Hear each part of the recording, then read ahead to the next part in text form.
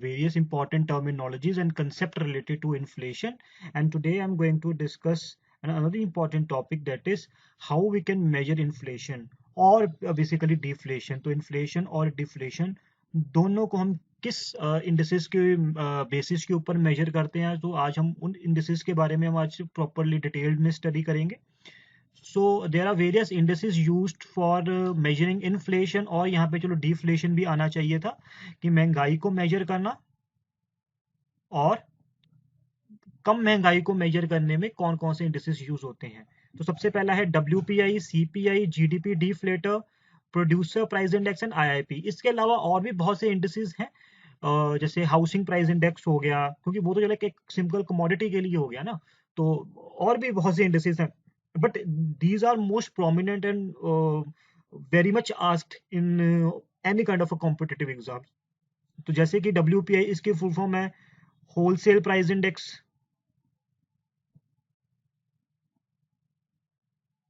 CPI होता है consumer price index. GDP deflator, तो ये सबसे पहला इसका जो इसके बारे में बात की थी वो GDP वाले चैप्टर में मैंने शायद की थी, तो इसको हम आज डिटेल में डिस्कस करेंगे. What is GDP deflator. Next one is producer price index, उसको PPI भी बोल देते हैं, producer price index. And IIP, index for industrial production. So these are the things that I'm going to discuss today. So first one is wholesale price index, इसको WPI भी बोला जाता है. So it is compiled by Office of Economic Advisor under Ministry of Commerce and Industry. जो हमारे recently Minister of Commerce and Industry कौन है? Mr. Piyush Goyal, we all know. So he is a Minister of commerce and industry. तो उसी ministry के under department आता है economic adviser, office of economic adviser. तो ये वो कंपाइल करते हैं होलसेल प्राइस इंडेक्स. इसका जो बेस ईयर है वो हम 2011-12 से लेते हैं, ठीक है. तो हम प्राइस को होलसेल प्राइस को जब हम मेजर करेंगे तो एक पर्टिकुलर बेस ईयर के हिसाब से हम मेजर करेंगे, तो वो बेस ईयर है 2011-12 का, 2011-12. तो इसमें एक बहुत बड़ी दिक्कत ये है कि इसमें सर्विस सेक्टर जो है वो कवर नहीं होता. तो ऑब्वियसली अगर हम होलसेल की अगर हम बात करेंगे, तो सिर्फ अगर हम होलसेल की बात करें, होलसेल किस चीज के ऊपर होता है? वो किसी कमोडिटी और गुड्स के ऊपर होता है, कमोडिटी और गुड्स के ऊपर होगा. इसमें अब होलसेल किसी सर्विस के तो आपने कभी सुना नहीं है कि किसी भी सर्विस का अगर होलसेल होता है होगा. सो इसलिए नाम से इसका हमको लग रहा है पता कि वो कमोडिटीज या वो चीजें जो होलसेलर लेवल के ऊपर मिलती हैं या जो होलसेलर बेचता होगा, तो उसके जो प्राइसेस में डिफरेंस आता होगा as compare to the base year and the current year, तो इसको बोला जाता है होलसेल प्राइस इंडेक्स. तो उस हिसाब से हम मेजर करते हैं, तो उसमें जो इंडेक्स बनता है उसको बोला जाता है होलसेल प्राइस इंडेक्स.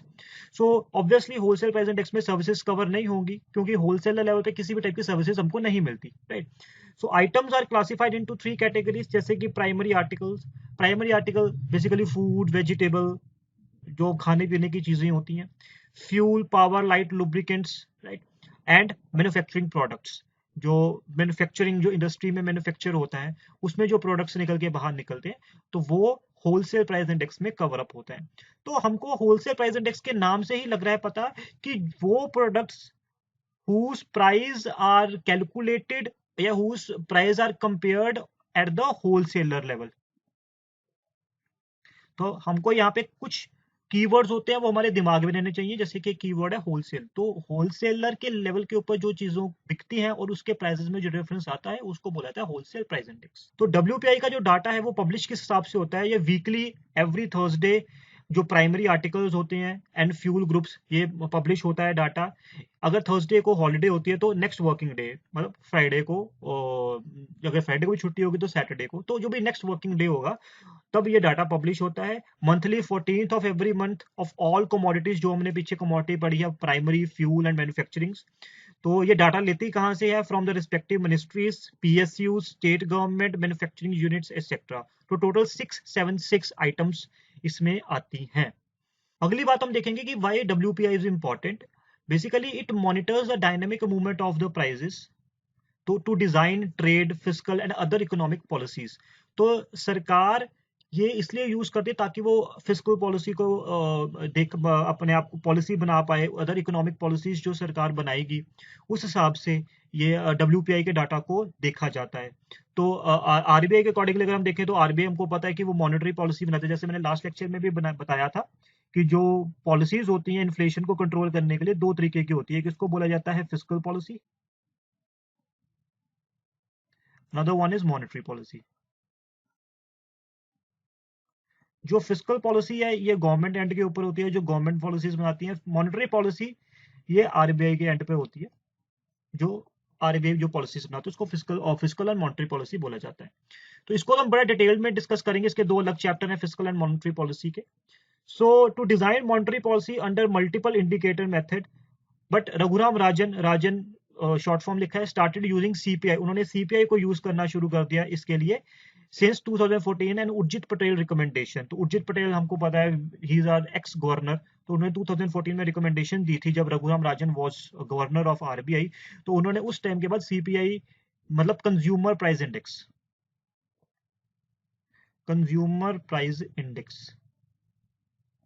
तो कंज्यूमर प्राइस इंडेक्स के मेथड से इन्होंने उसको मेजर करना शुरू कर दिया। तो अगर मैं बिजनेस के एंड की बात करूं तो in the business contract to calculate price escalation clause in the supply of raw material machinery and construction work. तो लेट्स से कि रॉ मटेरियल प्रोवाइड करना है किसी भी इंडस्ट्री को, किसी भी बिजनेस को, तो उसके लिए वो कंपेयर WPI के हिसाब से देखा जाएगा कि अगर 2011-12 में बेस ईयर में क्या प्राइजेस थे, और अभी इस हिसाब से अगर हम 2020 की अगर हम बात करें 2020 में प्राइजेस क्या होने चाहिए, so they will measure according to it, right. तो उस हिसाब से वो जो इंडस्ट्रियलिस्ट होते हैं, बिजनेसमैन होते हैं, वो अपने कमोडिटी का, अपने गुड्स का प्राइस सेट करते हैं। सो अगली हम बात करेंगे कंज्यूमर प्राइस इंडेक्स, जो CPI भी बोला जाता है। It is prepared by CSO का पहले भी एक बार रेफरेंस आ रखा है। CSO मतलब सेंट्रल स्टैटिस्टिक्स ऑफिस। तो सेंट्रल स्टैटिस्टिक्स ऑफिस CSO, इसका हमने पहले रेफरेंस आया था कहाँ पे, GDP कैलकुलेशन में। GDP कैलकुलेशन भी यही डिपार्टमेंट करता है, ठीक है, under the ministry of statics and programme implementation. तो इट पब्लिश्ड मंथली बेसिस के ऊपर ये पब्लिश करता है, urban, rural and all India level पे। State UTs separate CPI release only if they provide 80% of necessary data. तो जो CPI है वो तभी स्टेट और यूनियन टेरिटरीज तभी पब्लिश करेंगे अगर वो 80% ऑफ नेसेसरी डाटा किसको देंगे, CSO को देंगे। तो मतलब CSO खुद कुछ किसी तरीके का सर्वे ऐसे एज इट इज तो नहीं करता, तो ये क्या करता है, बेसिकली डाटा लेता है, या तो स्टेट से हो गया, चाहे तो यूटीज से हो गया, या मिनिस्ट्रीज से, जैसे एग्रीकल्चर का डाटा अगर लेना तो एग्रीकल्चर मिनिस्ट्री से लेंगे, अगर फ्यूल का डाटा लेंगे तो मिनिस्ट्री ऑफ पेट्रोलियम से लेंगे, ठीक है। तो इस हिसाब से वो डाटा लेंगे। अच्छा, जो बहुत बड़ा डिफरेंस है CPI और WPI में, वो मैं आपको थोड़ा सा बता देता हूँ। तो CPI में कंज्यूमर प्राइस इंडेक्स तो ऑब्वियसली कंज्यूमर लेवल पे, अब कंज्यूमर लेवल पे मींस हम लोग जो हम खुद जो चीजें लेते हैं, तो कंज्यूमर लेवल पे ना कि सिर्फ गुड्स होंगे बट सर्विसेज भी होंगी ऑब्वियसली। बट WPI में सिर्फ गुड्स होते हैं, तो क्योंकि हमको पता है कि होलसेलर लेवल पे सिर्फ गुड्स ही मिलेंगे, सर्विसेज तो किसी टाइप की मिलती नहीं है। तो CPI में गुड्स एंड सर्विसेज मिलती हैं। तो इसीलिए रघुराम राजन जी ने CPI को कंसीडर ज्यादा बेटर माना as compare to WPI। CPI को बेटर इसलिए माना क्योंकि ये एक्चुअली में डाटा, क्योंकि जब कोई चीज, कोई हम आम इंसान जब मार्केट में कोई चीज लेने जाएगा तो उसको जिस प्राइस में मिलेगी वो तो कंज्यूमर प्राइस के ऊपर मिलेगी ना, होलसेलर के प्राइस पे तो उसको कोई चीज मिलेगी नहीं। तो एक्चुअली में जो डाटा मिलना चाहिए वो तो कंज्यूमर लेवल पे मिलना चाहिए। अब होलसेलर ने अपना एक मार्जिन भी रखना है, होलसेलर का खुद का प्रॉफिट होगा, जिसमें लॉजिस्टिक कॉस्ट, स्टोरिंग की कॉस्ट, सारी कॉस्ट वगैरह बीच में ऐड होकर फिर जाके कंज्यूमर को मिलती है। तो एक्चुअली में जो कंज्यूमर को प्राइस मिलना चाहिए वो तो CPI के अंदर मेजर होना चाहिए ना। इसीलिए RBI ने CPI को रघुराम राजन जी के टाइम पर CPI को ज्यादा प्रेफरेबल माना as compare to WPI। Now why is CPI is important, monitoring price stability, की एक्चुअली में प्राइस स्टेबिलिटी कैसी होनी चाहिए। कैलकुलेटिंग डियरनेस अलाउंस, हमको पता है कि जो गवर्नमेंट सर्वेंट्स होते हैं उनको DA मिलता है, आपको TADA आपने सुना होगा, TA travelling allowance, DA dearness allowance मतलब महंगाई कितनी हो रही है, कि अगर हमारे यहाँ पे महंगाई बढ़ती है तो उस हिसाब से हर साल सैलरी बढ़ती है। So to design monetary policy from 2014 onwards, तो ये 2014 के बाद मॉनेटरी पॉलिसी के डिजाइन के बाद CPI बहुत ज्यादा यूज हो गया। On whose recommendation, on Urjit Patel recommendation, और उर्जित पटेल रिकमेंडेशन के ऊपर ये यूज होना शुरू हुआ by whom, by governor of RBI Raghuram Rajan. Right.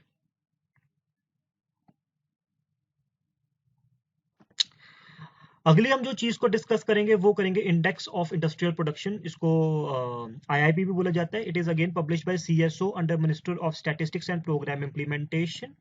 So it published a data on monthly basis with the time lag of 6 weeks from the reference month। मतलब अगर मान लो वो जनवरी का डाटा उसको देना तो 6 हफ्ते के बाद का बीच का जो टाइम डिफरेंस के बाद वो एक लैग लेगा, क्योंकि डाटा मिनिस्ट्री को जो इसको सीएसओ को डाटा इकट्ठा करने में उतना टाइम चाहिए होगा जो एक सही डाटा हो।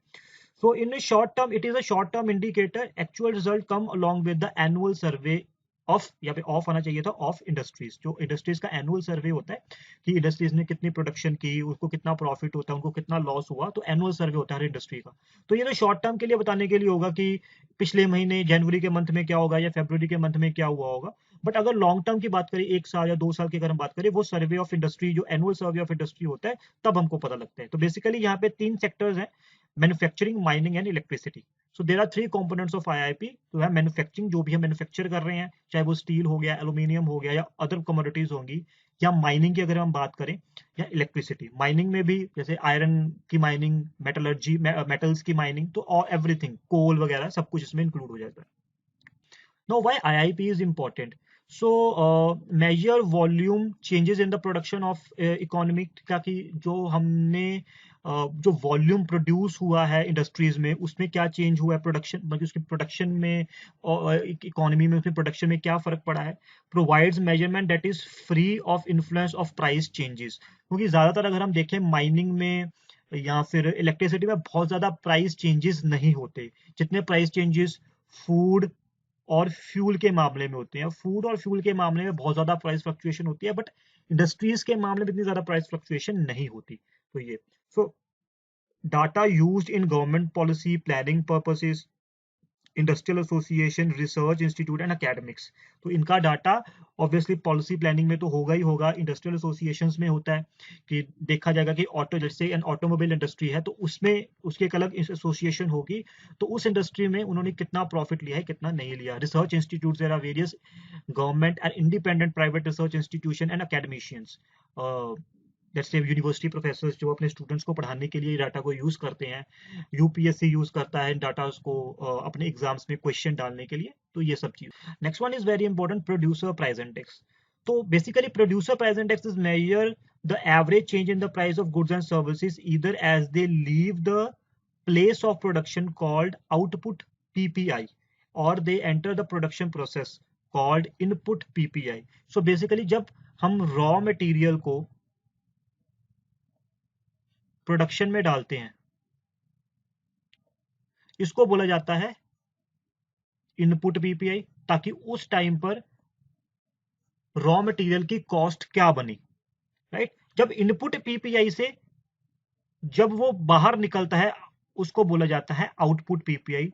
तो उसमें देखा जाएगा कि इसमें चेंज क्या आया, कि कोई भी कमोडिटी है, कोई भी गुड्स है, जब हम उसका सिर्फ रॉ मटेरियल यूज करते हैं उसके इनपुट के टाइम पर, तब प्राइस में डिफरेंसेस क्या थे as compare to base year, और बाद में आउटपुट के टाइम पर तब वहां पे प्राइस डिफरेंसेस क्या थे जब कमोडिटी बनने के बाद एक पर्टिकुलर बेस ईयर के हिसाब से, उसको बोला जाता है output PPI and input PPI.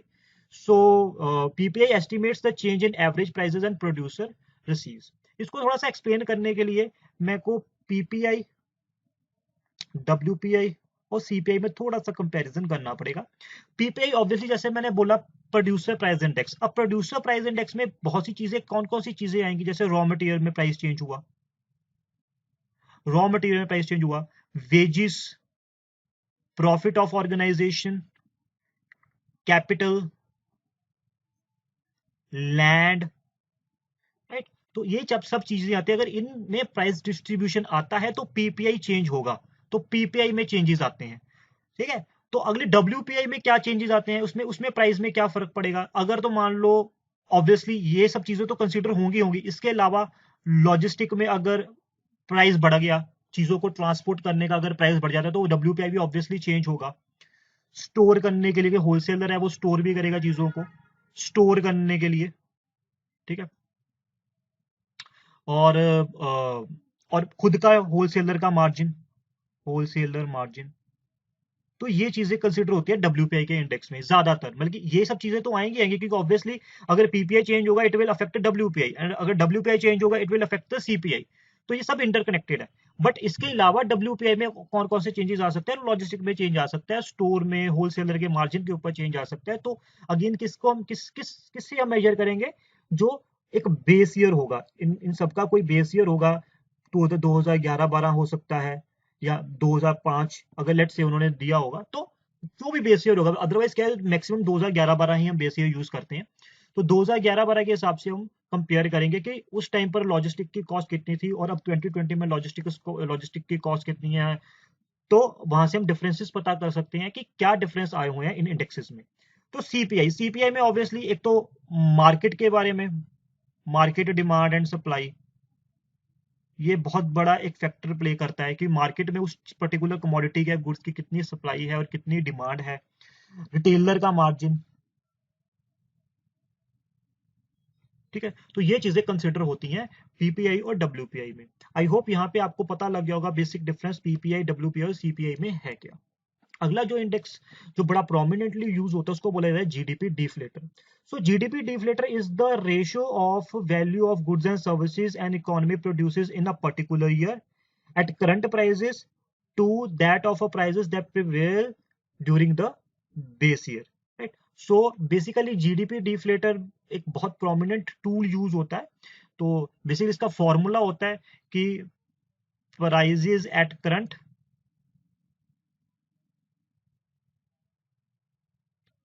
Divided by prices during base year